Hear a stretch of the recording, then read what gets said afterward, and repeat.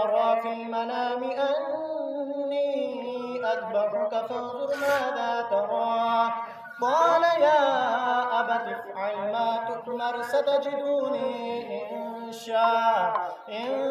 شاء الله من الصابرين. آمنت بالله صدق الله ومولانا العظيم وبلغنا رسوله النبي الأمين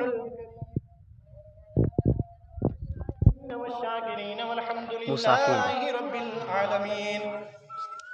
سرور کہوں کہ مالک و مولا کہوں تجھے، سرور کہوں کہ مالک و مولا کہوں تجھے، باغ خلیل کا گلے زیبا کہوں تجھے، کہ سرور کہوں کہ مالک و مولا کہوں تجھے، باغ خلیل کا گلے زیبا کہوں تجھے. اللہ رے تیرے جسم منور کی تابشیں، کہ اللہ رے تیرے جسم منور کی تابشیں، اے جان جاں میں جانے تجلی کہوں تجھے، اے جان جاں میں جانے تجلی کہوں تجھے. اللہ رے تیرے جسم منور کی تابشیں، اے جان جاں میں جانے تجلی کہوں تجھے. تیرے تو وصف عیب تنہا ہی سے ہیں بری، تیرے تو وصف عیب تنہا ہی سے ہیں بری.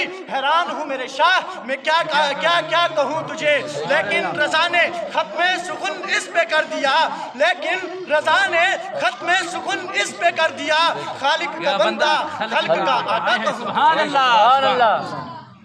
حضرات محترم، ابھی میں نے جس آیت کریمہ کی تلاوت کرنے کا شرف حاصل کیا، اس میں رب کائنات ارشاد فرماتا ہے کہ جب وہ اس کے ساتھ چلنے کے قابل ہو گیا، کہا اے میرے بیٹے میں نے خواب دیکھا ہے کہ میں تجھے ذبح کرتا ہوں، اب تو بتا تیری کیا رائے ہے، تیری کیا مرضی ہے. سعادت مند بیٹے نے جواب دیا کہ کیجئے ابا جان جس بات کا آپ کو حکم ہوتا ہے، کہ اللہ نے چاہا کہ قریب ہے کہ آپ مجھے صبر کرنے والوں میں پائیں گے. حضرات محترم، قربانی کا واقعہ تو آپ نے سن ہی لیا. ہمارے مولانا شراز صاحب نے آپ کو قربانی کا واقعہ سنایا، اور دیگر جو حضرات یہاں پر آ کے موضوع کریں گے وہ بھی قربانی کا ہی کریں گے. اور میں حضرت ابراہیم علیہ السلام، اللہ تبارک و تعالیٰ نے حضرت ابراہیم علیہ السلام سے وہ کون سا امتحان ہے جو نہیں لیا ہو.